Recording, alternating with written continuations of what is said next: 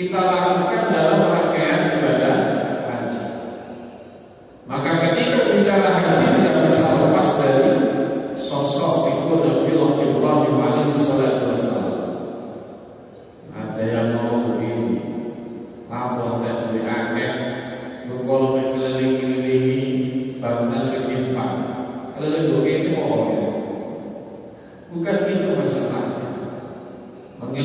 Ka'bah sebanyak 7 kali ini adalah ibadah, bukan sekedar keliling-keliling begitu. Jadi putaran pertama, kedua, ketiga, keempat, kelima, keenam sampai ke-7 dimulai dari Hajar Aswad ditandai dengan lampu hijau. Ini adalah bagian dari ibadah. Kalau tidak tawaf tidak sah hajinya, batal. Kemudian sa'i berlari kecil dari Bukit Sofa dan Marwah. Memori kita diingatkan sosok Siti Hajar sebagai seorang istri yang luar biasa. Nah ini, jadi seorang istri ini figur Siti Hajar ini luar biasa. Jadi ketika mendapati suaminya mendapatkan perintah dari Allah Subhanahu wa taala, nilai kalimatillah, ya, figur seorang istri Siti Hajar ini tidak ngendol-ngendol atau gembosi, tapi tampil sebagai seorang istri yang memberikan dukungan penuh kepada suaminya. Mudah-mudahan istri kita mewarisi tauladan figur Siti Hajar. Allahumma amin. Melakukan jumrah ini juga mengingatkan kembali akan Nabi Ibrahim dalam perjalanan membawa Nabi Ismail untuk melaksanakan perintah Allah menyembelihnya, diganggu oleh setan sebanyak 3 kali. Maka ini menjadi lontar jumrah Aqabah Wusta dan Ula. Ini bagian dari rangkaian ibadah haji. Maka bicara haji tidak bisa lepas dari ketauladan dan figur sosok yaitu Nabi Ibrahim alaihissalam. Yang kedua adalah ibadah kurban. Tentu ibadah kurban ini tidak bisa lepas dari figur Nabi Ibrahim alaihissalam. Artinya apa? Ya, sifat-sifat keduniawian kita ini dengan hikmah kurban harus kita kesampingkan. Ingat, tujuan dunia ini adalah wasilah untuk mencapai tujuan. Jangan jadikan tujuan cinta kepada anak, cinta kepada istri, cinta kepada harta benda. Boleh ya. Kalau cinta tidak cinta pada istri, baru akan nikah terus istrinya dibedus-bedus poin-poin ya. Baru diberikan sepeda motor baru, sepeda motornya dipenuhi palu, ini agak cinta. Nah ini, tapi cinta kepada istri, cinta kepada harta benda, cinta kepada anak tidak boleh mengalahkan cinta kita kepada Allah Subhanahu wa taala. Maka ketika Nabi Ibrahim ditanya kenapa panjenengan diberi gelar Khalilullah, kekasihnya Allah, wahai Nabi Ibrahim, ikhtartu Allah ala amri ghairi, karena aku memprioritaskan hak-haknya Allah di atas hak-hak yang lain.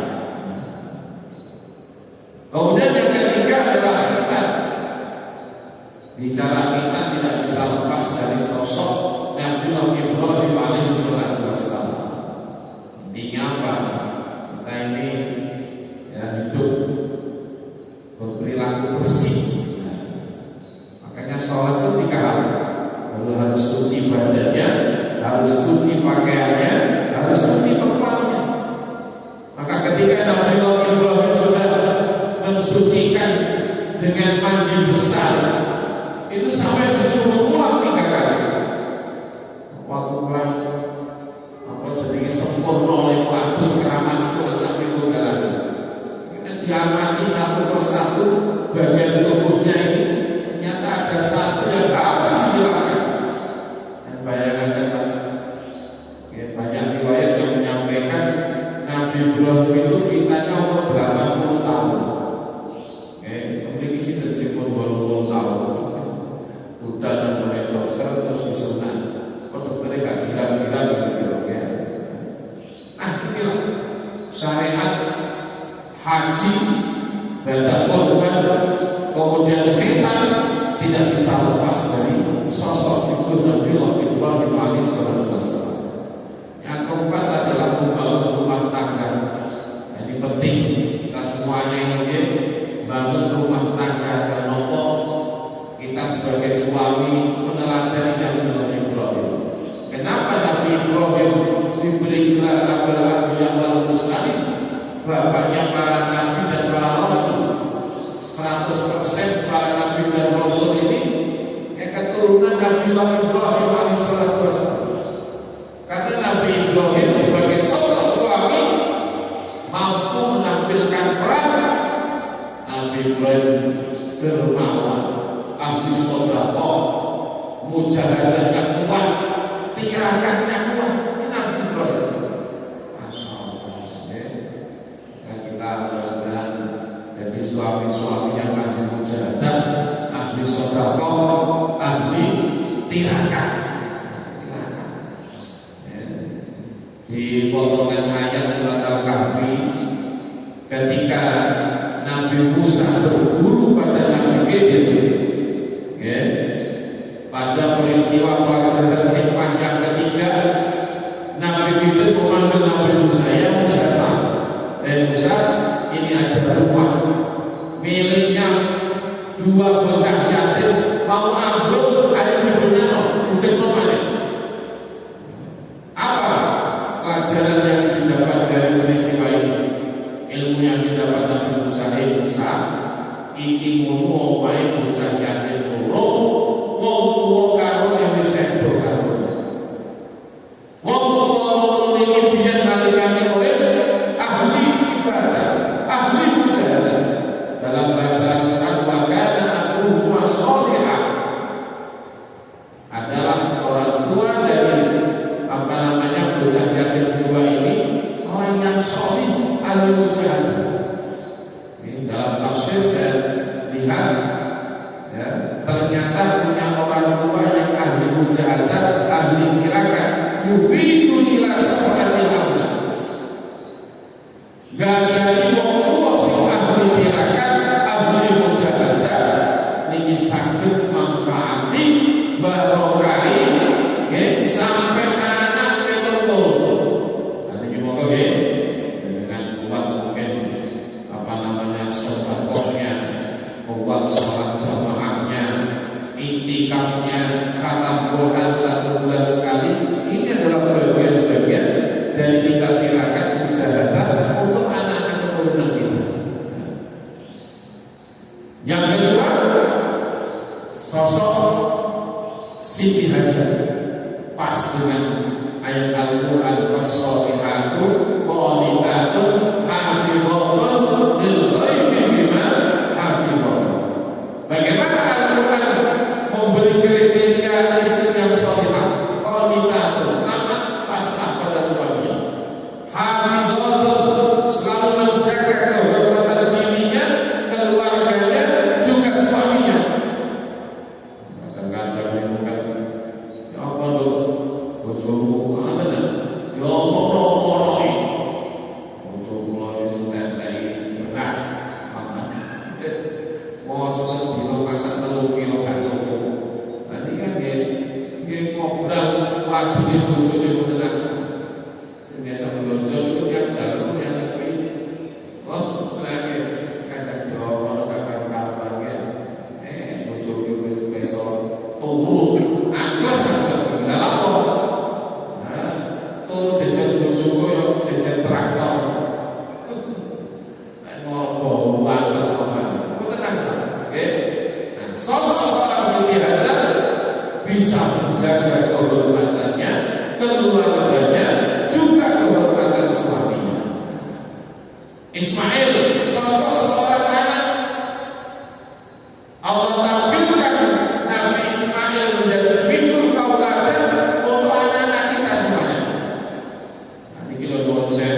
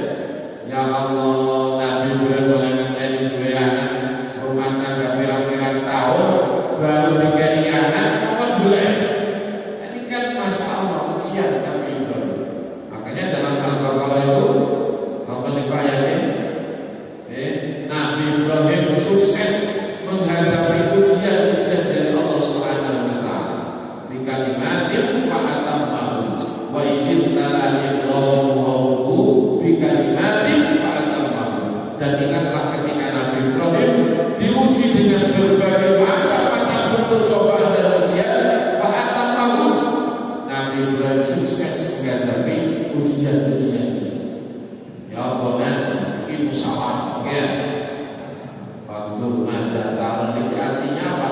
Kain diri dari wong tua ngejak musyawarah tanggungnya.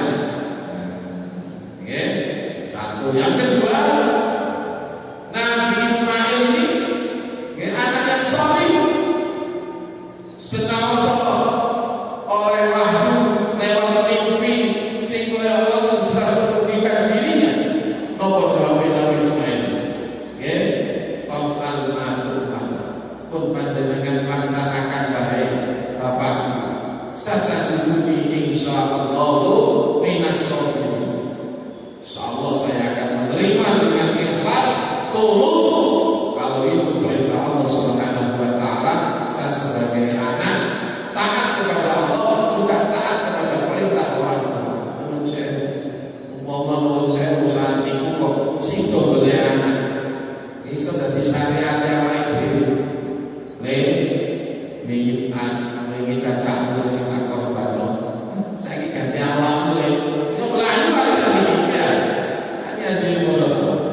Nah inilah 4 hal dari peristiwa Dzulhijjah, ya, haji, kurban, khitan, rumah tangga yang sholih, rumah tangga yang sakinah. Keempat hal ini tidak bisa lepas dari sosok figur tauladan ingin menikmati Nabi Ibrahim alaihissalam.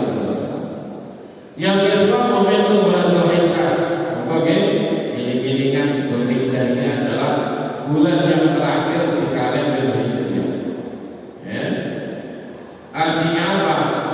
Ya, bulan 2 Jumat lagi kita akan memasuki tahun baru Hijriah 1448 Hijriah. Hari-hari ini menjadi bahan kontemplasi bagi kita semua, menjadi bahan perenungan untuk kita semuanya, menjadi momentum untuk refleksi untuk kita semuanya. Sudah dan seberapa jauhkah amalnya ibadah kita, ya, kebaikan kita, amal-amal sholihah kita kepada Allah Subhanahu wa taala. Oke, kemudian kita semuanya termasuk tipologi manusia yang pertama kata Rasulullah. Siapa itu? Siapa yang tahun ini, siapa yang bulan ini, pekan ini, hari ini, nilai ibadahnya jauh lebih banyak, jauh lebih baik, jauh lebih meningkat prestasi ibadahnya, maka kata Rasulullah dia termasuk orang-orang yang beruntung. Allahumma amin. Jadi untuk tahun yang akan datang harus lebih baik. Hadirin rahimakumullah, kita lanjutkan pembahasan kita bahwa kemarin di antara dosa-dosa besar, di antaranya yang pertama adalah syirik. Orangnya disebut musyrik, menyekutukan Allah. Yang kedua adalah durhaka kepada kedua orang tua. Yang ketiga adalah memberikan sumpah palsu. Yang keempat adalah membunuh. Jadi makanya kalau kita tidak paham permasalahan tentang sesuatu, mau menesing butuh ahli nih, enggak ahli pertanian bawani, profesinya begitu jahit, ngomong bahwa pertanian, jadi lampian cok, lampian pas. Lalu kasih Nabi Sallallahu Alaihi Wasallam, tidak usidal aku, boleh ahli, usidal, apa jadi takkan tadi sah. Apabila satu pekerjaan diberikan kepada orang yang bukan ahlinya, fakta dirsa, maka tunggu saat-saat kehancuran. Makanya kalau kita ini tidak paham tentang sesuatu, bagaimana konsep yang Rasulullah tawarkan? Maka yu'minu billahi wal yawmil akhir falyaqul khairan aw liyasmut. Apa yang diberikan paham, orang ngerti jelek-jelek, orang ngerti jelasin, maka lebih baik diam saja. Ya, demikian halnya apabila informasi yang datang pada diri kita itu belum juga jeluk-jeluknya jelas, permasalahannya jelas. Bagaimana konsep Al-Quran? Inja'akum fasiqun binaba'in fatabayyanu. Jika datang kepada kamu sekalian tentang hal ihwal sesuatu yang belum jelas, binaba'in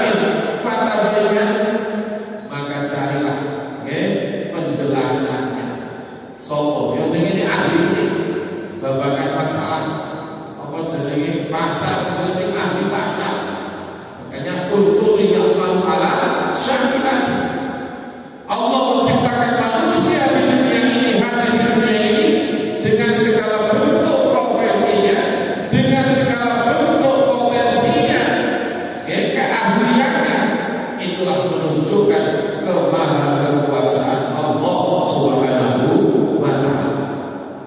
Umpamanya saat dunia ini dikei keahlian kotor, ya akhirnya tidak jalan di umat.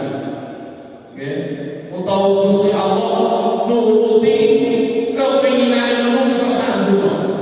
Umpamanya pengin soge, soge kabeh. Ya ora ana sing kate bukan salah, mengolah lahan dan sebagainya. Kenapa soge kabeh? Bila disebut orang, makanya tidak semua keinginan yang kita sampaikan kepada Allah Subhanahu wa Ta'ala UAP dijabai langsung oleh Gusti Allah. Tentu Allah dengan maha ijabahnya, maha kekuasaannya akan melihat kekuatan yang ini bawa baru 10 kilo. Ojo dikai 50 kilo gak kuat. Kekuatan yang ini dikai masalah kilo-kilo 30 kilo. Ojo dikai 10 kilo. Pokoknya jenengan, ya Allah, jenengan paringi motor mikro jadi kapal terbang. Itu jenengan ada berhenti. Ya Allah, jangan paringi sepuluh ya Allah. Terus balasnya ke pasar bagaimana? Nah inilah gambaran apa yang kemudian, ya, apa yang dibutuhkan oleh makhluk kita yakin semuanya dicukupi oleh Allah Subhanahu wa Ta'ala. Tidak semua keinginan kemudian langsung bin salah bin tukang sulap langsung diberikan oleh Allah Subhanahu wa Ta'ala. Laha ma kasabat wa 'alaiha ma tasabat. Inilah hak prerogatif Allah Subhanahu wa Ta'ala, hak kuasa Allah Subhanahu wa Ta'ala. Kemudian waqafun nafsi membunuh. Tidak boleh kemudian kita gampang-gampang membunuh. Makanya di Indonesia ini aturan untuk menjamin ketentraman kerukunan di tanah sebaik-baiknya. Agama apapun saja, dan saya kira sama menghendaki menghormati hak asasi manusia. Orang ingin hak hidup, ya, ingin hak menyampaikan pendapat, hak mendapatkan ketentraman kerukunan. Saya kira semua agama sama. Makanya tidak boleh kemudian dikit-dikit bawa kapan, bawa tembak, lalu dikocok. Dia lakukan kabilah-kabilah. Makanya ini kemudian diteliti dan menumbuhkan rasa penasaran yang luar biasa. Peneliti-peneliti orang di luar Indonesia itu heran sama negara Indonesia. Kenapa? Sana itu paling banter 5 suku, 6 suku paling banter mungkin 10 suku. Itu mendamaikan sulitnya bukan main. Tapi di Indonesia lebih dari 1000 sekian suku, bahasa, ras dan agama. Kok bisa jadi presiden orang Indonesia? Nah ini, makanya konsepnya adalah persatuan dan kesatuan. Maka mereka banyak cerita di kabilah-kabilah Romanik. Jawa ini satu kabilah, Mojokerto satu kabilah, satu kabilah satu suku ini duwe tank, duwe senjata AK-47. Ini masing-masing kabilah. Jadi umpamanya nomor 1000 rame umpamanya kabilah Jawa dan kabilah Mojokerto. Ini menggunakan apa? Sing dicoba dulu garisan potongan tembak langsung. Jadi sing dicoba tembak langsung. Oh, tembak ini untuk sing cocok KPD. Ya akhirnya nomor 10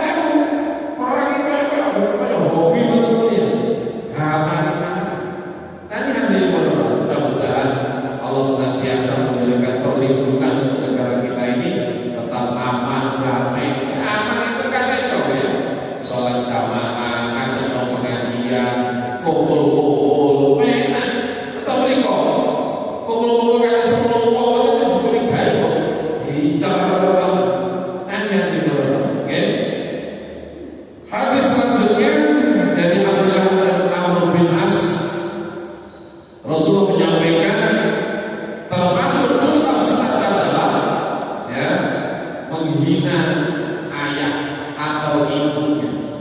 Artinya apa? Dengan gelar yang jelek atau dengan julukan yang jelek. Ngomongin bapak ibu saya ngiler, bapak ngiler bapaknya. Akhirnya sih bilang ya, boleh, akhirnya mau ngomongnya.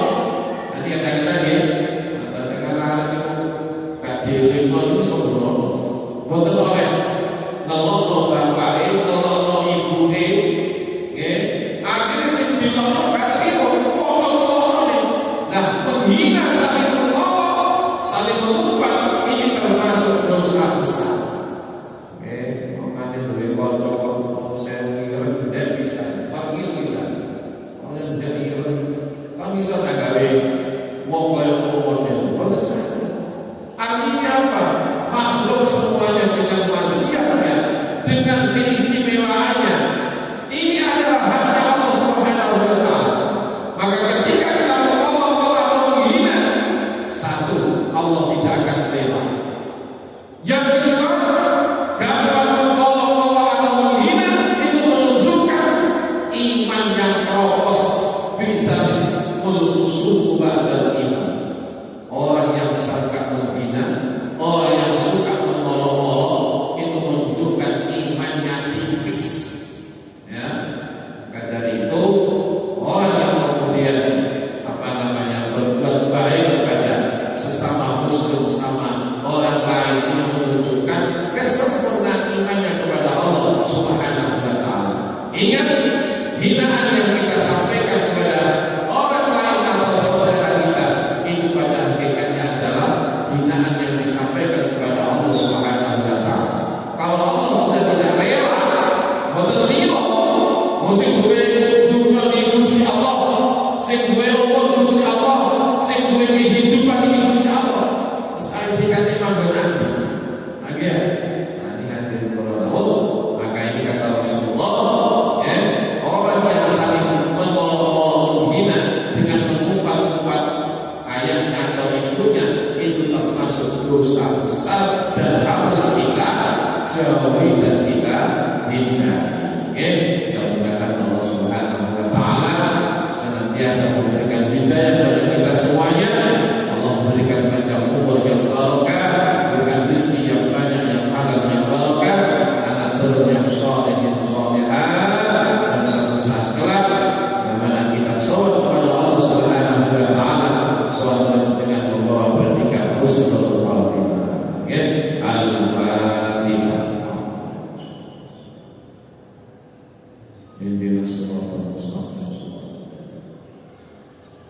Allahumma shalli wa sallim wa barik ala sayyidina Muhammad walhamdulillahi rabbil alamin. Allahumma anfa'na bima 'allamtana wa 'allimna ma yanfa'una wa zidna ilman nafi'an. Allahumma inna nas'aluka imanan da'iman wa nas'aluka qalban khashi'an wa nas'aluka 'ilman nafi'an wa nas'aluka yaqinan shadiqan wa nas'aluka 'amalan shalihan wa nas'aluka dinan ونسألك خيرا كثيرا ونسألك العفو والعافية ونسألك الأمان والعافية ونسألك الشكر على العافية ونسألك الغنى عن الناس. اللهم اغفر لنا ذنوبنا ولوالدينا وارحمهم كما ربونا صغارا. ربنا آتنا في الدنيا حسنة وفي الآخرة حسنة وقنا عذاب النار وادخلنا جنة مع الأبرار يا عزيز يا رحمن يا رب العالمين. وصلى الله على سيدنا محمد وعلى آله وصحبه وسلم. سبحان ربك رب العزة عما يصفون وسلام على المرسلين والحمد لله رب العالمين. رب فانفعنا ببركتهم واهدنا الحسنى بحرمتهم وأعزنا في طريقتهم ومعافاتهم إلى فتنهم. رب فانفعنا